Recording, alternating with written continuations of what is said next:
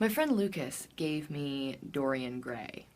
I'm talking about the Oscar Wilde book, not the Swedish pop band. And if you don't already know it, it's this freaky story about this pretty boy who's got a painting of himself up in his attic. And year after year, he stays, like young and beautiful. But the painting itself changes to reflect just the horrible, ugly person he's become on the inside. I don't know. Stay young and beautiful forever? Maybe I'd take that deal. Anyway, it's the whole idea that art reflects the soul, and sometimes it takes on a life of its own. I think that's true. I look at the work I've done, the art that's up on my walls, and it means different things to me on different days. Sometimes I recognize the person behind it. Sometimes I don't. Anyway, it's probably a good book if you're into the Twilight Zone stuff, but I couldn't get all the way through it. But the cool thing about Lucas and his books is that they come with all the good parts underlined, and in this case, he even dog-eared a page for me. Hold on, I have it here. Let me find it. Okay. This part says, children begin by loving their parents. As they grow older, they judge them. Sometimes they forgive them. Lucas. I love the guy. I do, but he's not exactly subtle. You guys know the whole mom issue I've been dealing with lately, right? Anyway, well, it got me thinking about all the choices we get to make in life. What we wear, what we eat, what kind of people we're going to hang out with. Maybe you say you have to go to school today, but you don't. You're 16. You could drop out, but you go because eventually you know that you'll be on your own. And you want to have a kind of job so you can eat. So you choose to go to school. Really, you're choosing not to starve. Okay. Maybe that's a little simplistic, but my point is, in life, you're pretty much the captain of your own ship. You can choose anything you want. Except one of the things you can't choose is who your parents are. Honestly, think about it. It's complete luck of the draw. When you enter the world, there is no reset button. There's no trial period, no 30-day return policy. And we can't choose a lot of the baggage our parents hand down to us. Most of them want what's best for us, even if what they think is what's best is different from what we think it is, but they leave their legacy of good things and bad things. I don't know anyone who fights harder against his father's legacy than my friend Nathan. And no father fights harder to leave the right kind of legacy for his daughter than my friend Jake. Both ex-boyfriends of mine, by the way.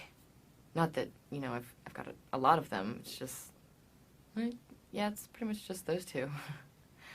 Anyway, ultimately, I think it's us kids who make that choice. We're the ones who have to decide to ditch the bad stuff and to take the good stuff our parents have given to us and hopefully pass them on to our own children someday. Ellie, who, if you guys have been listening to these podcasts in any kind of order, you know that she's my birth mother. And she was telling me about what it was like when she was pregnant, with me. And it was, God, I don't know, it was so weird. Maybe it sounds obvious, but our relationship didn't just begin last spring. I lived inside the woman for 9 months. And then I started thinking about what it was like for her to be so young and be pregnant, what kind of choices I would make if that were me. To be that young and to be standing on the edge of parenthood, I really don't know what I would have done. But I'm glad she made the choice to have me in the first place. It was really brave. And I kind of like being alive. When I first found out that my parents never told me the truth, about me being adopted, God, I was so angry. I felt lied to, but now I think of my parents in that situation and what it must have been like. And they probably had the best hopes and dreams for me, but they didn't even know me yet, I didn't have their genes. How'd they know I wouldn't end up on an episode of Cops with my pants falling down, Still a possibility of that, by the way. seriously though, the thought must have crossed their minds, especially once they met Ellie, but they took a chance anyway, and they made that choice. It's funny. I just remembered something. I haven't thought about this in a long time. But when I was little, my mom used to tuck me into bed every night, and she'd always say the same thing. If I could line up all the little girls in the world, I'd choose you. I still even remember thinking it was silly at the time. But every night, I'd choose you. And I wonder now, maybe she was telling me. I guess Oscar Wilde was right about our parents. You know, we love them. We judge them, and hopefully we forgive them. I find myself doing all of those things for all three of them. And if I'm lucky, maybe they'll do the same for me. Good night.